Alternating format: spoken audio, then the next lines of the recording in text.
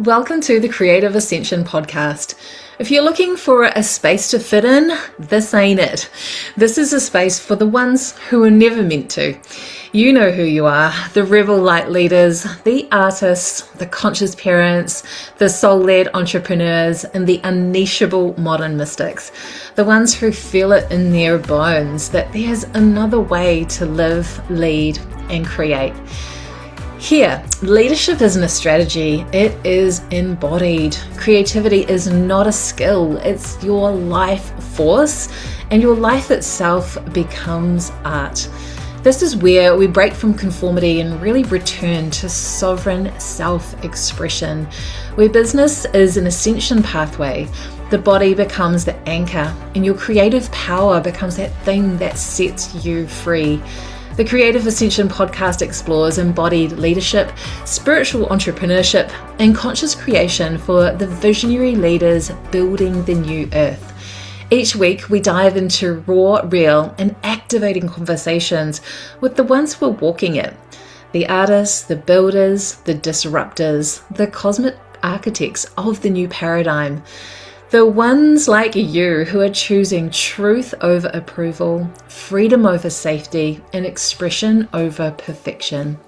I'm Debbie Lim Creative, visual alchemist, new earth artist, and this is your reminder, your body is the canvas, your frequency is the paintbrush, and your life is the masterpiece waiting to be lived.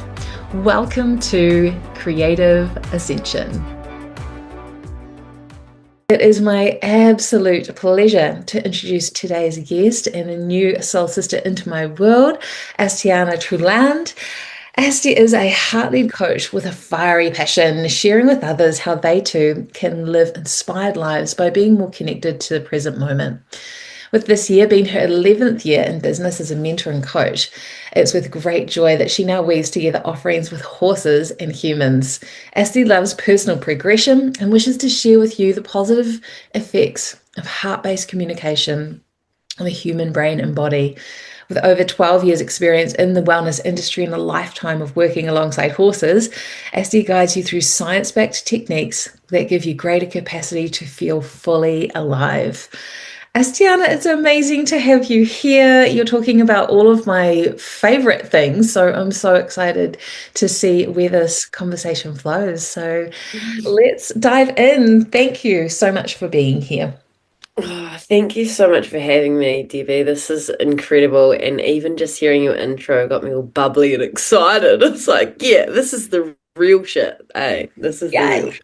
This is right. We're in it. We're doing it right now. It's happening. At this time of recording, it's December the 2nd, and yes, Christmas is coming, but like on an ascension timeline scale, there's this I'm feeling this really deep bubbling like excitement of what we're all co-creating. And so it's so beautiful to have this chat with you today and hear about your medicine for the world. So can you share a little bit more about who you are, what you do, where you are in the world? Because I think for some reason that's really feels like it wants to come forward today as well. It's so exciting seeing animal wisdom starting to be really honored for what it is. And I've got a beautiful client that's doing similar work. And so I'm so excited to hear what you're doing and learn more about it, because I know what she shares absolutely blows my mind. And, it's feels like it's a really key piece for the ascension of people and the planet. I'd also love to hear, how you got into this and how these two worlds of yours have merged. Yeah, so for me, horses have always been in my world. Not quite as much as they have in the last couple of years. But I grew up on the west coast of the South Island, so in Greymouth.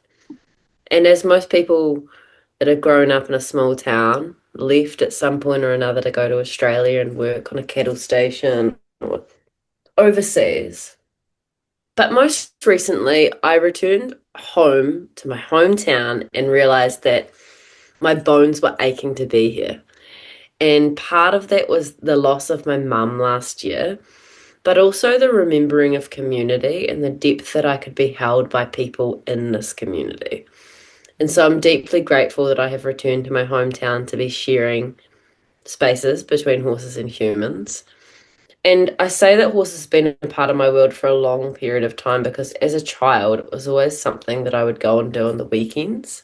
But I never had my own pony until I turned 12, yeah. So receiving horse medicine as a preteen, was life-changing.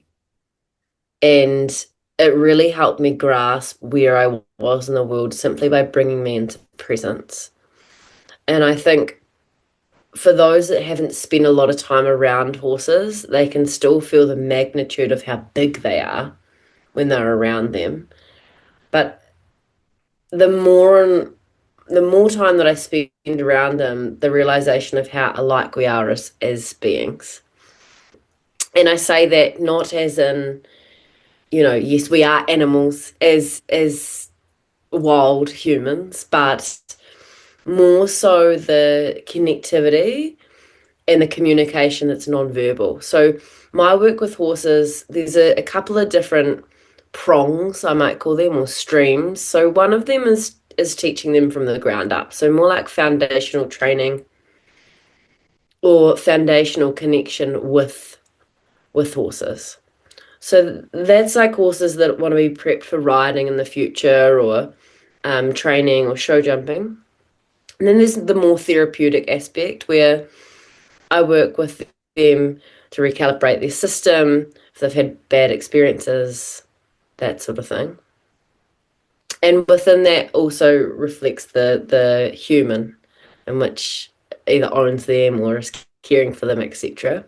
Because as you know, we share that bubble, right, when we're working with animals. So the therapeutic piece for me is quite new, although I've utilized that space for myself as I've been through different challenges in my life, realizing that the horse heart, 5 times the size of ours, just has this beautiful ability to hold and to transmute any density. So the horse heart is 5 times the size of ours, right? So, that means it's pumping a whole lot more blood than ours is, but it also has that big magnetic field around us.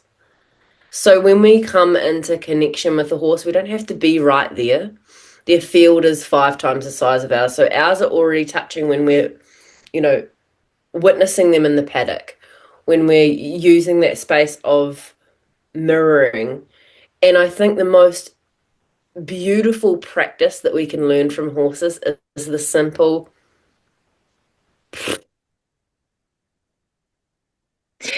I love that. I did that the other day. It was like, and I can't remember the context, but it was kind of like I was at a loss for words and I just really needed to kind of clear and release whatever was there. And I found myself making this incredible, that horse noise where the lips, is there a word for that? I don't know. It felt amazing. We could make one, I reckon. We might have to name it. Yeah, there needs to be one. There needs to be a name for that. Yeah. I won't try and do it now. I'm not confident in this moment. Amazing. It's I remember I only just came across sort of horses for therapeutic beyond riding for the disabled or something, but actually seeing how they mirror the unseen pieces that we carry in our field. And I saw it in a video or something and I was like, oh my gosh, I never even knew that was a thing. And I was the same as you. I was a pony clubber and horse lover since way back, and didn't also get my first horse till I was about 12 or 13, my own pony. And she was very dysregulated and had been quite badly treated. And so we healed each other, I guess. I'm never really sat with and reflected on, exactly what she gifted me. And so I'd really love to go back and do that. But, by the time she came to me as a horse that had all the attachments to try and keep it under control, she was flighty, she was considered dangerous, she would bolt, she would rear, she was shy, she was very unpredictable on whether she would jump today or not, all of those things. And at the heart of it, I think she was really just fighting for her freedom. And so by the time she left me, we were galloping across the paddocks with no saddle, no bridle, like just, halter and just full trust. It was so amazing. That makes me really emotional. But have you gone and done training in this? Or like, obviously for me, that was a really intuitive journey of just like, I was just listening to my inner voice really that was like, that what we've got going on here is not working. What if I actually gave her the trust so that she could relax into Mm. feeling safe again? So yeah, it was just a total intuitive kind of journey. That's such a big part of the journey, though, right? That trust element, that has to be the foundation. And when it's not there, that's when the contraptions come out. Mm, That's when people start talking about getting a new horse instead of working with what they already have. And I feel like, unfortunately, in the horse world, there seems to be maybe a mindset with some people where, and I think also maybe a little bit of lacking awareness, which is quite sad to bring up in the start of this conversation, but I do think it's my duty now to acknowledge what I see. And the more and more time that I spend with horses in this therapeutic space, similar to you, the deeper my trust grows for them as a species as well, right? mm. And so to see them be, have all the gadgets on, as you mentioned, to see them, people wearing spurs on them, to just seeing and witnessing the energy change in the horse is quite upsetting now. Mm. Like I wouldn't say that I've always been that way, but since training horses from the ground up and having a deeper understanding of regulation and perhaps my own spiritual awareness, energetic attunement, etc., it's my duty now to bring that up. So the question that I was just about to ask you was, do you think, because we're obviously in the middle of, or at the beginning of, I don't know where the hell we're up to really, but there's a mass awakening going on around sensitivity and the astrologers and the predictions coming up, particularly for next year, are, and it is the year of the horse, is that there's going to be like a really big awakening around people becoming more aware of the way in which we are maybe enslaving or using animals, like more care for the earth, more care for animals. There's a big focus on the ocean. Now the cat arrives. But I wonder, do you think people are going to start kind of waking up around the things that that culturally have become normal? I'm thinking back to my pony club days and I saw some freaking atrocious things, and I probably did some atrocious things at points and times because I was a bit of a little Mm. shit and very competitive. Um, in the way that we have been using animals for our own um, pleasure, or and also because we're moving into sovereignty, right? 5D and the new earth is all about sovereign relating.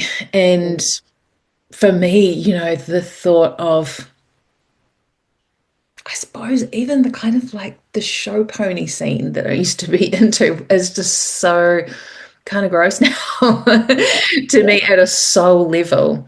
Like as I was saying to you before we jumped on, I really want to ride a horse down a beach, like wild and free, like again, no saddle, no bridle is my vision, like who knows. But have you tapped into that or thought much about the future? yeah. Yeah, I definitely have. And I feel like there's a lot coming up for people at the moment as we move through, as you said, the beginning, middle, wherever we're at. There's stuff coming up for people even. And so I feel like there's opportunity now for those who perhaps have shut that away. Their horses are presenting problems, but it's coming from the human. There's opportunity now for people to really see patterns. Yeah, to That's what notice their yeah, part in it. absolutely. And I think with the work that I'm doing at the moment, it's offering a space to acknowledge that it's not just the horse's fault as such. There's an opportunity to take like radical responsibility for how we're showing up every day, what we're carrying with us. And I think the shift in that, yeah, it's going to take time, but I'm definitely Yeah, I'm seeing changes already when it comes to people in those spaces. Not all of them, don't get me wrong, but definitely I have a vision, a very beautiful vision as we move forward on this timeline to how deeply connected, trusting we can be with our horses. You mentioned halter and lead rope. Some people have never experienced what that feels like. Mm. And to us, it's so Mm. primitive because for humans, we've been doing that for so long. And all of a sudden, now we've got saddles and bridles and things that take us physically further away from the horse. When our seat bones are in connection, we're directly plugged in, right? So there's practices that need to be done, especially with our young people coming through Pony Club as the example, because I'm missing that. Yes, such an opportunity there, isn't there? Because it's not about like not riding them anymore ever, or like saying that you can't, have fun doing the shows and the certain things. But again, it's all about consciousness, it's all about intention, it's all about um, even just that partnership, isn't it? Like meeting halfway. I had this really out the gate experience where it was a pony club, when you do your certificates, and there was only two of us being assessed this day for the certificate, and it was me and another girl who considered herself to be far more experienced than me, which she was. She'd had many, many, many more years under her belt, and I'd actually bought this pony from her. And she was actually failed on the day, and I passed. It was very awkward because they gave me a ride there, so I had to go home in the truck with her crying her eyes out. And the mother was just like, "This can't be right, show mother, this is all wrong, blah blah blah blah." But basically, because there's all these criteria that they got to mark you on, but this woman was like this old school horsewoman, and she was like, "You passed, Debbie, because you and your horse were a team." And she said, and you failed because you were like it was a machine, like, robotic thing. And again, this that's just this not no fault of hers. It's the way that she had been or had to function, really, because her mother would buy her all these different ponies, and this one was a show jumper, and this one was a that, and this one was a that. And so they were just like ridden, like you got to keep them fit and go through the motions. And it was kind of became like a job. Whereas for me, it was just like this deep passion of I just love horses. And fun too, right? Like the thing, this is a cool transition that I'd love to speak to. The transition from child to adult and the way that we perceive our time with horses can shift back to the play aspect. Because as we become, I don't know, I probably got a little bit more playful and explorative in my older age than, mid 20s or young, early 20s. But if we brought in the element of play a little bit more and maybe strip back expectation a little bit, I think there would be a whole lot more to explore and be with. Mm, Whereas at the moment, adults seem to have like an agenda on where they're going, and not from pure intention, right? From the space of the mind where we must achieve something. I yeah. must get X, Y, Z. And I think what you're saying there as a young person, playing with your horse, hanging out, even picking up poo in the paddock can be really like a supportive time for your body and mind and for Yeah. them. Yeah. Well, I was like, look, you could look at this two ways. I was a bit of an obsessive groomer. Like I just wanted to be a professional groom. And so I always won the turnout, right? But I used to brush that freaking horse for hours. And it was just like this. And I'm thinking back, going, that was probably like a moving meditation for me, where she would have been like, her energy would have been like totally healing me. She was receiving, I was receiving.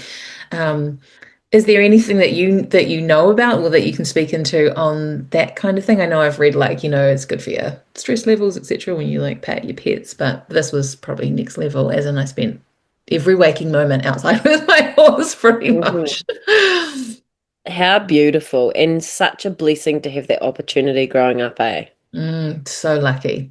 I like to think about lymphatic drainage as well when it comes to brushing. Dry brushing has become Mm. like all the rage. Same kind of concept. But it's funny that you bring this up because in the last 8 weeks I've been recovering from knee surgery. So the typical training and hanging out with my horse has come down to literally ground level where I've been brushing, brushing, brushing, brushing, brushing, brushing. And I feel like the movement of the hands as the extension of the heart are in connection with the physical horse, right? Yes, we're moving away debris, probably not even debris if we've brushed it 500,000 times already, eh? But I also think part of that is the drainage for their system as well. The physical touch for horses is super important because it helps them desensitize. You know, they feel a fly land on them. Mm. So if we're not checking in with the skin, with that space physically, I think we can, and I say that, you know, we can and we cannot come into trouble when we're putting gear on, etc. Because we want to make sure that, like our own bodies, we don't have any soreness or any discomfort arising. And sometimes it doesn't even come from the physical sensation of an injury. It's more so like maybe well, we know this, right? It can come from energy. So we want to check that out while we're brushing. Mm. Amazing.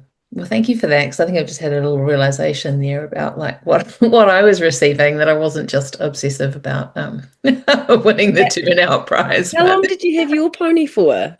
2 or 3 years, 3 years maybe, 3 years. I outgrew her, sadly. Mhm. Went through that teenage growth spurt, and it was time to move on to a horse. And we were humming and hawing, and then university was knocking on the door, and that was the end. And we had this horse whisperer dude that used to come out and do energy healing on us and the horses. Mm. He was like, "You'll always come back to it later in life." So I'm like, it's getting later. I'm like, when's it happening? 47 now. Mhm. So, but I trust. And it's interesting that I've like so many beautiful horse people and horse wisdom coming into my world at the moment. I just finished a book called The Horse Boy. Have you read that? No, I've seen it, but I've flipped through like a few pages, but I haven't read the whole thing. Oh my God, absolutely incredible. So yeah, it's just it's not so much actually, well, there's a little bit in there about, it's actually more about shamanism, to be fair, than the Mm. horses, but just kind of where, yeah, the connections that we have beyond what we understand. Yeah, incredible. Anyhow, okay, let's talk more about you. So have you always, when did you start, like, how did you start with the weaving this in with your work with humans? So you've been a coach for 12 years. Has the horse work always been a part of that, or is that something that you have combined along the way? And yeah, tell us about how that Yeah, came so about. 12 years ago, I studied to become a personal trainer. So I was very much into the physical aspect of health. And as I started working for myself, or during that time, I was still training horses very, very differently from how I do now. You know, we all grow. Um, so I was training horses, and then as I started moving into being self-employed, time became a restraint. So I started not working with horses. So I stopped working with horses and I was purely working with humans in the capacity in the gym, boot camps, that sort of thing. And then probably 5 years passed and I had moved over to Australia. I studied at a holistic health and wellness center over there and I started exploring other areas of health. So blood analysis, science behind cold water therapy. This is like, what would that be now? In 2017. So quite a few years ago. Mm. Looking at gut protocols and just really seeing the possibility that comes from being well, not just physically being fit. And so when I returned to New Zealand, I came back and I was running similar business, but a whole lot more holistic, not just about the physical. And on return, I ended up getting another horse and started competing it. Sold that horse. We moved to a place called Motueka in beautiful New Zealand, and I was still training horses up there. So it's always been a piece of the work that I did, but it was never something that I showcased or shared with people. And in 2024, when we were going overseas, we went to land in South Africa. We were heading off on a safari to see the animals roar and the zebra in their real life space. We landed and had the sad news that my mum had passed away. So we returned back to the West Coast as soon as we could, really. And during that time, I got the new horse that I have now, Roz, and I started training her in a new way, i.e., tapping into the energetics and really working on the ground, building communication from the foundation up. And during this process of, I say training her, but really she was training me. She was helping me with my heartbreak at that time. Mm-hmm. I remembered that all this time, horses have been there for me. I had my first pony at 12, as I said, the preteen stage. Had horses all through, and just realizing that whenever I had other stuff going on, school stuff, probably relationships issues, breakdowns, that sort of thing, horses were the constant.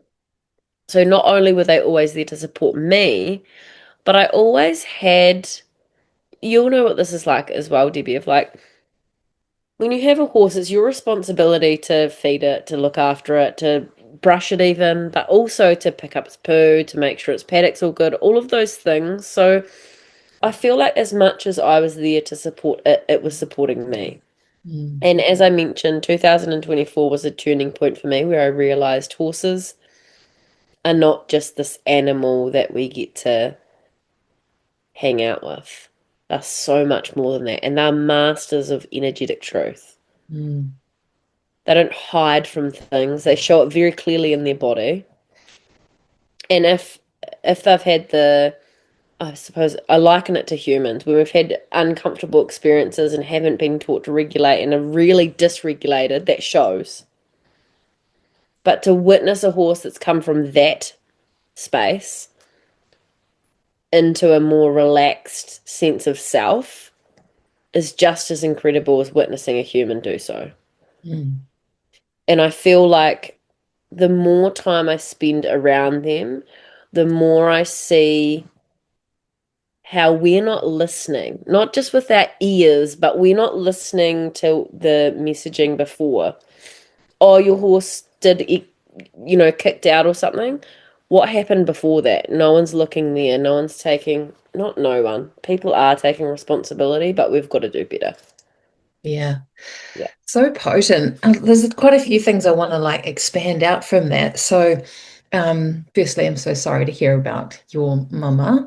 Mm. And I'm sure it's no coincidence that that seems like that was the catalyst, or was it that was the time that you started to work differently with horses? So was there, like, have you tapped into this? Was there a shift happening at the level of your heart with this horse that was helping you move through that grief? Yeah, definitely. Absolutely. I think, that was the pinnacle of the shift, but actually, a couple of years before that, when I was in Mott, Mum had been helping me with a horse that had come from St. James Station. So she's in Greymouth on the blower, 4 hours away. That's what I really miss. And I still connect in with her and ask her questions about horses, which comes through really clearly. But what I, especially after her passing and my connection with the horses, I was just a whole lot more equipped to listen. Like so much more aware of the birds that come in, and just the agenda wasn't the same as what it had been before. It had been to still progress and get from here to there, but now it's simply being, and things just unfurl from that space of trusting. Amazing. Mm, Yeah, this is really interesting. And I think it's I suppose it's just, cycles of life and death. yeah. Something that we fight so hard against as humans, don't we? And it's the one thing that we know is absolutely freaking inevitable truth. And yet, especially in Western society, we really don't deal with it that well. So I love that you had the horse wisdom there, but it also feels like it's actually activated new levels of conscious awareness for you, new, would you say, psychic abilities, which really starts with listening and becoming aware of more than, the obvious. Mm. Yeah, I think even more so, like with with my mum, I grew up like with a very natural outlook on life. So she was very spiritual in her own right. So like tarot cards were a normal thing for me. Sage was a normal thing. Like talking to your animals, which surely most people do that, was normal. But we would also have these times where we're communicating with each other. And I thought everybody was attuned to that until I started talking about it, and people were like, "What?" Like, so we still have conversations now like we did then. However, what I've noticed that has shifted in the time with horses is the fact that I will ask for her support on a particular thing that I'm working with them on, and it's just greatly received. When we do ask for help and support, and we're just so supported. Yes. Yeah, It's amazing. yeah, yeah, I sent up some prayers the other day and it literally landed within like, it was so random. I was like, I really want a sword for this thing coming through. I'm like, where will I find a sword? And I was like, I'm open to a sword in any way, shape, or form. I was thinking it could be a t-shirt, it could be a pair of earrings, it might be a sword. Like, I don't know. And then I walk into the crystal shop within 24 hours and they've got this brand new, like, fluorite, oh shit, not fluorite, I can't remember. Anyway, it's gone right out of my brain. Swords. And I'm like, well, there you go. That was really yeah. fast. And I was like, oh, I really, really could do with a little cash injection right now. Mm, mm, Like mm. within 24 hours, it's like we need to trust this more and we need to tap into that more. So I Yeah, think what you're saying, what you're maybe not wanting to say directly, but what you're saying is that you were telepathically communicating with your mum while she was here yeah, and then yeah. it's just continued afterwards. I am 100% convinced that I do that with my dog. He Mm, would look at me with such intensity in his eyes. I was like, oh, he's trying to say something. And then I was like, what if I just dropped my human? And so for me, that feels like a softening and expanding of the heart and just really, wiping away that kind of logical mind and asking to just receive. Right. I mean, I do this all the time, my coaching and healing work. So I was like, oh, that would be the same thing over here, right? And it is amazing what I receive from the dog over and above, I'm hungry, but sometimes it's like, you haven't petted me much today. And like, I'm actually feeling a little bit ignored right now. And like all these different things that come through. And the more that we tune into that, the clearer it becomes again, the more you trust it and the more you can start to, can it be that simple? mm, mm. I believe yes. Yes. Of course, it can be that Right. simple when So I we think all stop of you humaning.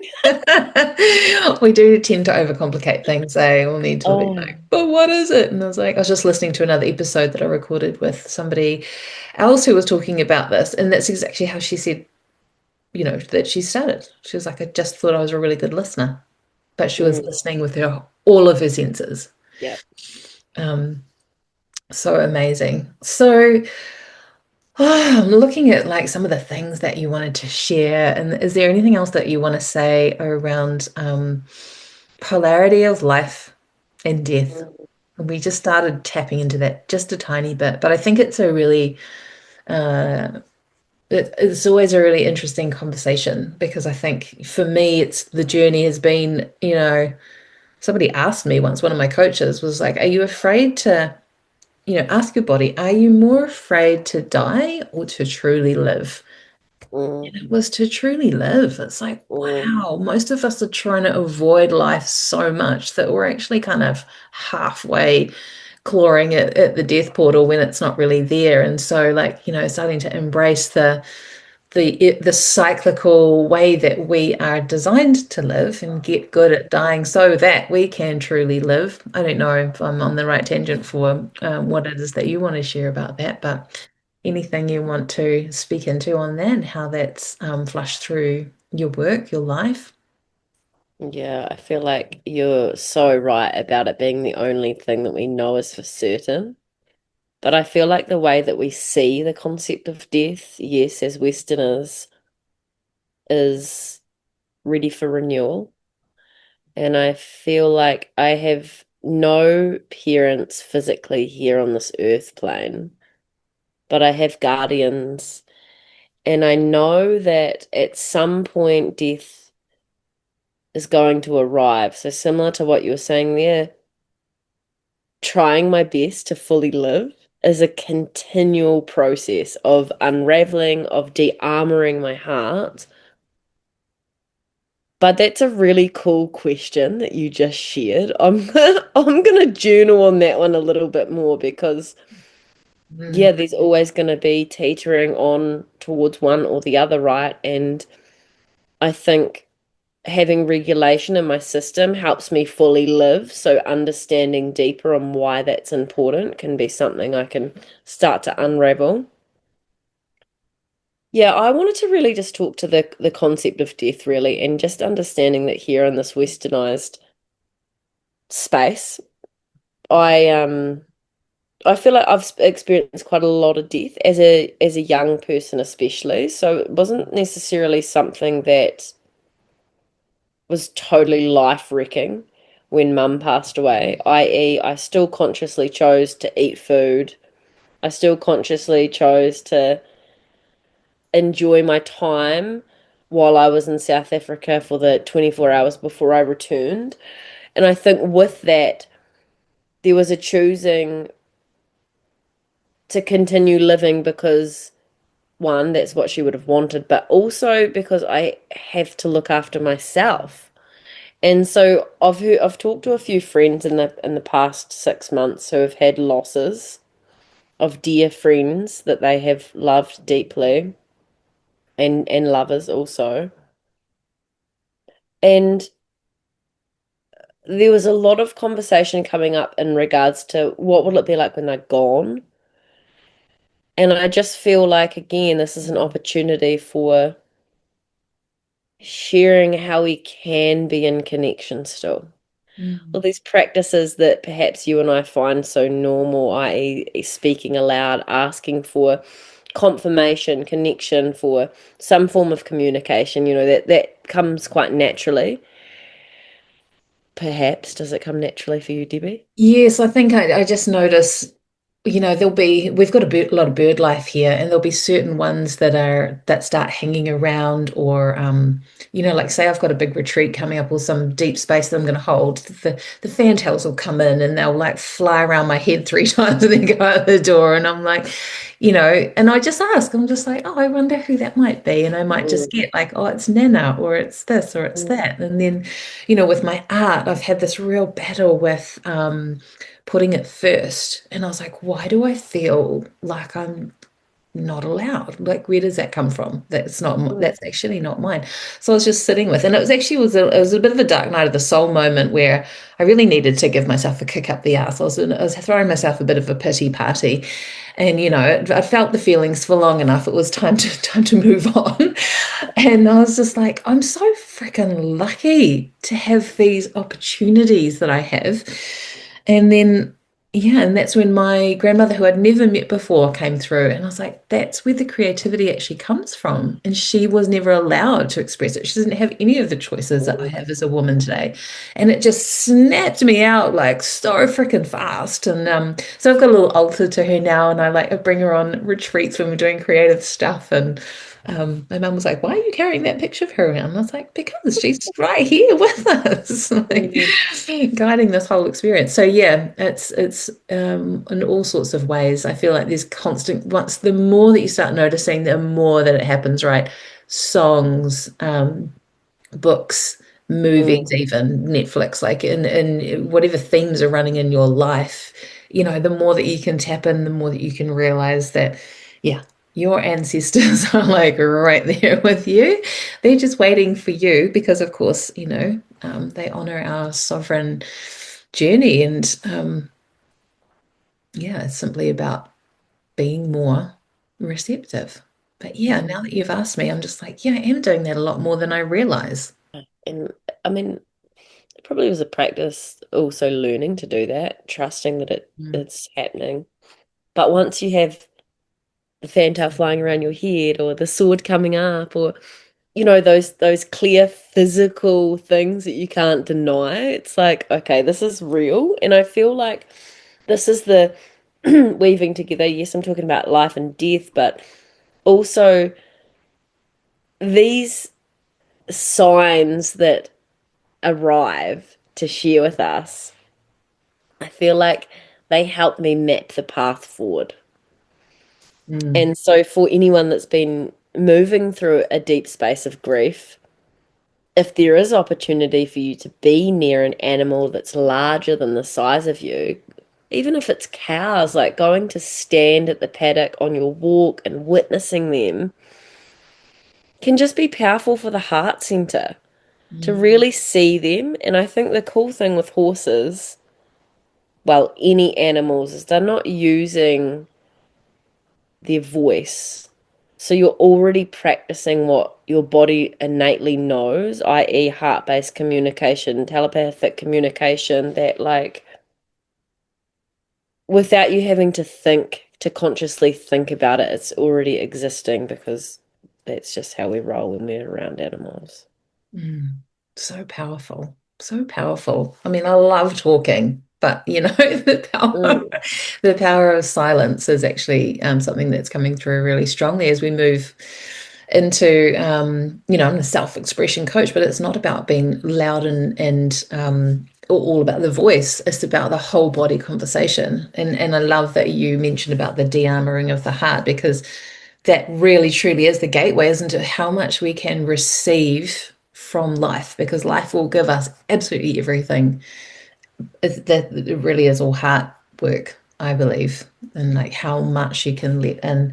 What are some of the key shifts, or are there themes that you see in your clients that come to do the work with horses? Like they come in as a certain type of person, and how do they leave, or what are some of the things that you notice are the biggest shifts that they get from your work with the Yeah, horse? so the first thing that comes to mind is when someone's coming off substances.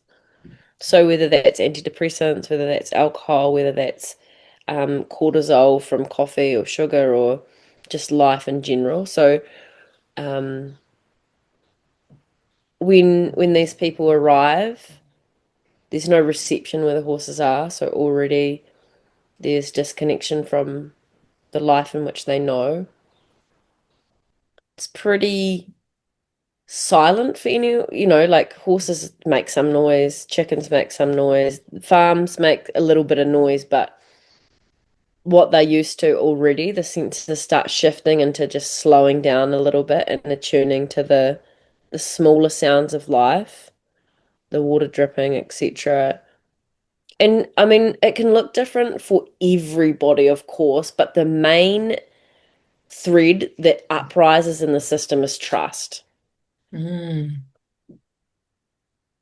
And I feel like it's funny because this is what we've been talking about this a lot today, right? mm, You trusting your horse, and for them, it's not always about trusting the other, but trusting self. yeah. They're not hopping on the horse. I just want to make that really clear. That witnessing, it's like they have this ability to take themselves out of their own shit for one moment, just one moment, to witness another creature and to trust that they're safe just standing there, whether it's outside the paddock, next to the horse, whatever that might be. And so alongside trust comes this it's a blooming of self. The opening, yes, I said of the heart center, but of the authentic self, not the one guarded by mask and distraction, but when truth is present, they can see themselves. Mm. They can And feel themselves. I love this thread if we can really get into it, because you hear so many words about like coaches and healers and stuff, and we help you come back to your authentic truth. And it's like, what the fuck is that for people? Yeah. But really, like what we've demonstrated in this conversation is that it is a return to feeling like, how do you be embodied? Well, you can't be in your body if you're not willing to feel, right? How do you switch on your gifts? Well, you can't if you're not willing to feel, because Mm, sensitivity, it's about the senses, isn't it? In a world where we're just being constantly desensitized and told to like numb out, distract, disconnect, look away, mm, get busy, whatever it is. So, this, what you're saying is to some people going to sound like so simple, but that is the power of it, right? That is why it's so profound, because it's like back to nature, back to your innate nature, and a reminder that that is actually inside of you, and you are a part of this system that you're standing in here in a paddock with a horse, mm. feeling, hearing, sensing, taking a moment to just freaking stop and tune in. Absolutely. And feeling is such an important sense that a lot that are coming again off substance, of habits, of a different way of living that has to be tuned into if anything wants to change. Yeah. Do you think we've actually become, as, and I'm talking about like generalizing society as a whole, afraid of our feelings, afraid to feel? Yeah, I would say that's definitely shifting too, but that's where we're at the moment in terms of the group work that I'm doing. There's people that will have their breakdown and they'll still acknowledge that they're sorry in those spaces as well. That's okay. We get to a point where we can accept that as well, but that's still alive, and I hope and trust that it's shifting. Yeah. Yeah. Yeah, I think it is. We're in this sort of 4D space with that at the moment. I'm seeing, Mm. yeah, there's so much, even within my own self, it's like there's still that little bit of shame for like, you know, was at a retreat recently. There was a lot of tears on that retreat.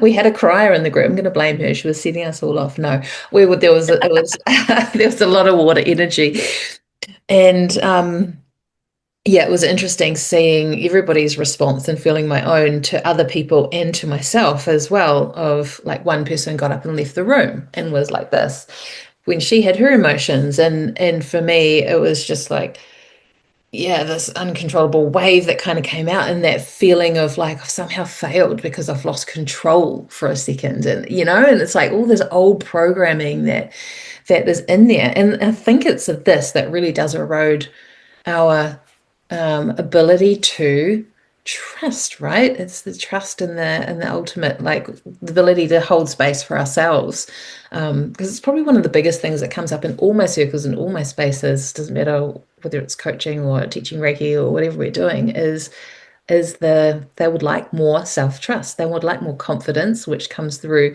self-trust, which comes through the gateway of fear, because we're going to have to let go of control. We're going to have to feel some things. Mm. Mm. Yeah, feeling's a Incredible. superpower. I feel like I learned that as a young age. Feeling is a superpower when we are attuned, right? It Mhm. is the gateway to where we want to go.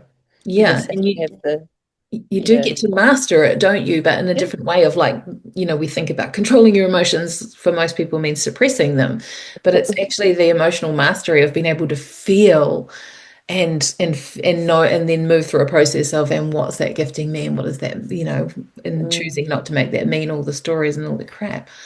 Um, that's so beautiful. And Oh, I also think horses show that so physically that we can witness it in their mm, physical body. So when we're talking about somatics, when we're talking about it, being based in the body, it's not just a concept, you see it. So for those that are new to that work or this work, it's a beautiful stepping stone because you witness it before you physically see it in front of you, which helps, right? yeah. So you could Mm, say the horses are actually the master of expression, because 100%. they're feeling it and they don't have the verbal. So, well, they do, but they don't choose that a lot. Mm. And so they just move it out of their bodies straight away. So it's just similar to how, like, a 2-year-old or a small child like processes an emotion in 90 seconds, and the rest of us all like choose to hang on to that for 20 years maybe until it becomes a freaking tumor or something. Yeah, true though. Yeah, I for mean, sure. this is actually really big shit. Imagine we could learn to move like a horse. move Mm. like an animal and just notice it and move it through and express it straight away. Because if it's not expressed, No, it's suppressed, right? It doesn't disappear. exactly. One really cool example of this yesterday, there was a horse taken out of the paddock where there were three of them, so two were left in the paddock. And the other two, once it left, they were just like, whoa, like just ripping it up and like bucking and then all of a sudden they were just chill. But they didn't hold on to it. They were just like, oh, where's my mate? And then also like, oh, okay, I'm all good. Yeah. Amazing. They're just unapologetic. I know I remember my Yeah. sister, um, sister's horse, very strong-willed. God, she was funny. And, we hopped off to open a gate or something, and she just lay down in a puddle and just rolled with her saddle on. And you're like, oh my God, your $800 saddle's getting like munched in a puddle. But she's like, just felt No. scratch, just got up and like, I'm good now. And we were just all like, shell shock, just covered in mud from head to toe. No fucks given. Actual way. They do Yeah. not give a fuck. But they do as well, So I think just to finalize, one of the things I love the most about horses is the fact that they're always in connection with the earth. They're so earthly. Their hooves are literally on the earth all the time, and if they're not, then they're laying down. And I feel like the grounding that comes from that, is powerful. And we can learn a lot from what's to come in the year of the horse. There's going to be a lot of potency coming through. I know for myself that's already started to shift ever so slightly. My heart feels like it's gone.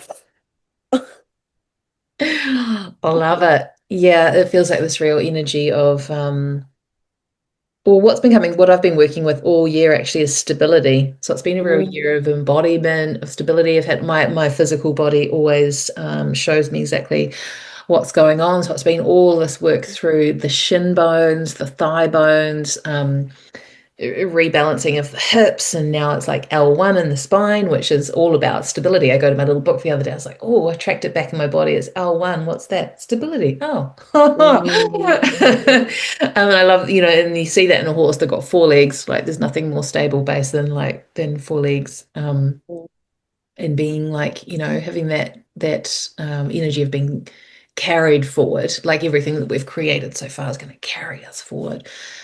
Amazing. Do you know much, or can you share anything about, like, as a consciousness, why horses are here for humanity at this time? Have you tapped into that?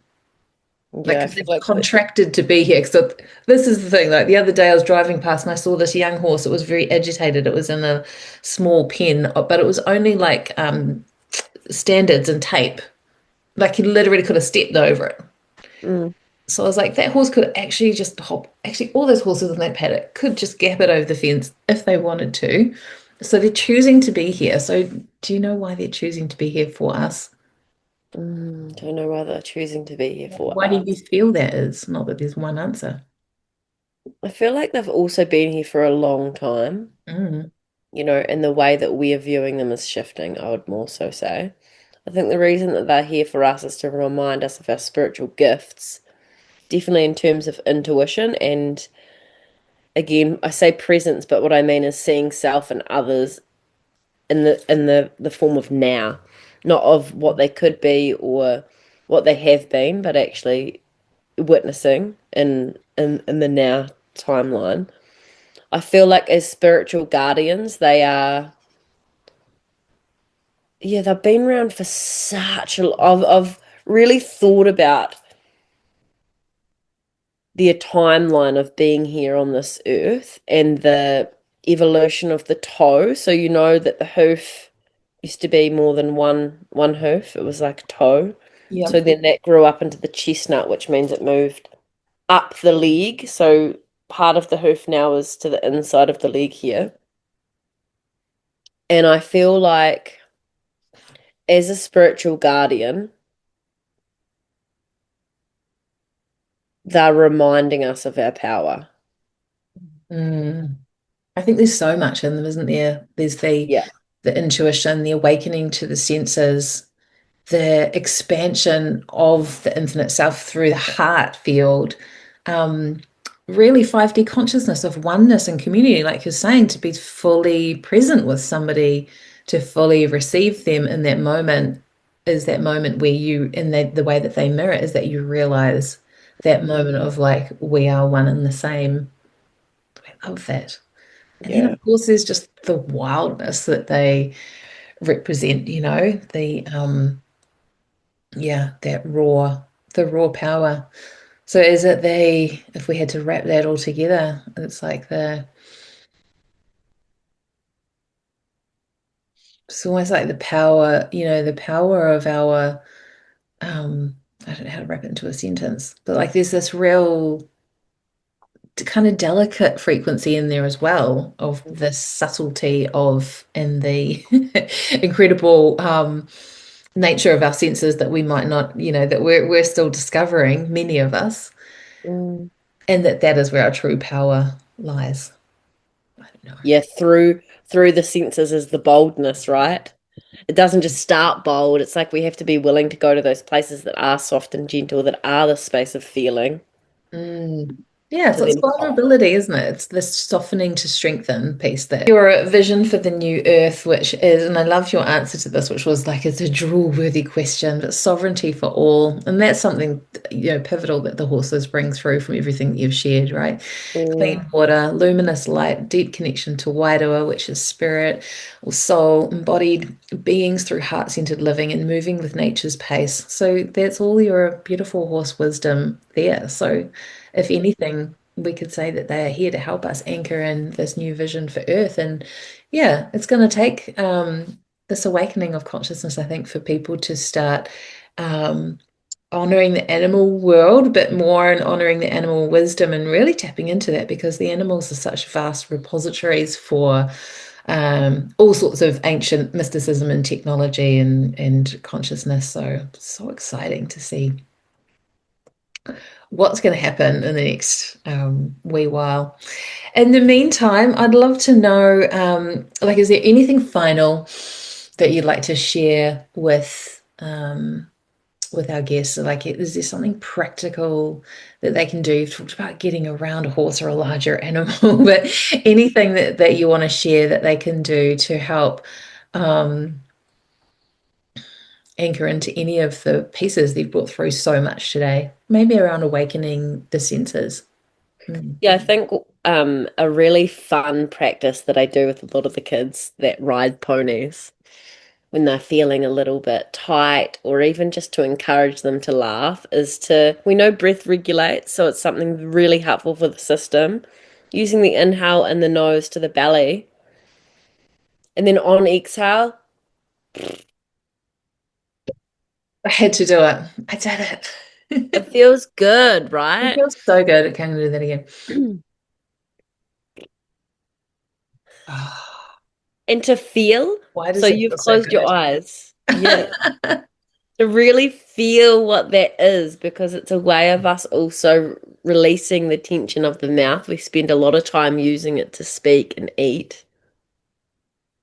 But if you're trying to call upon horse energy and you're not able to see them physically, that's a really easy way for you to become attuned to a noise that they make, Mm, as well as regulating your system in the same process. I love it. I Yeah. feel like it kind of opened up something in my inner ears, actually. So that's really Mm. interesting. Oh my gosh, amazing. Astiana, it has been so incredible. I feel like we need to have you back again. There's just so many juicy pieces there. But thank you so much for being here. Thank you for reminding me, taking me back into the world of horses. And I'd love to connect with you in the real world. Come and be in the presence, basically, and come Mm. into a horse world again with a totally new awareness, with a new heart field, with a new intention. I think that would be Mm. super, super profound. We might have to do that and then do another episode later. Yeah, you are always welcome. I would love to share this space with you. It would be such a joy. Amazing. Have you got any offers or things like coming up, events or programs that you are opening right now, ways that people can work with you? Yes, absolutely. So I have Lead Forward coming up, which is my 10-week course where we work with an animal archetype each week. This is really an unraveling of the senses and a coming home to your heart. So for me, it's a place of supporting you to know what already exists within your physical body. It's very much a somatic delivery in terms of each week we meet for 2 hours as a group, and then you're supported for an hour as a one-on-one session.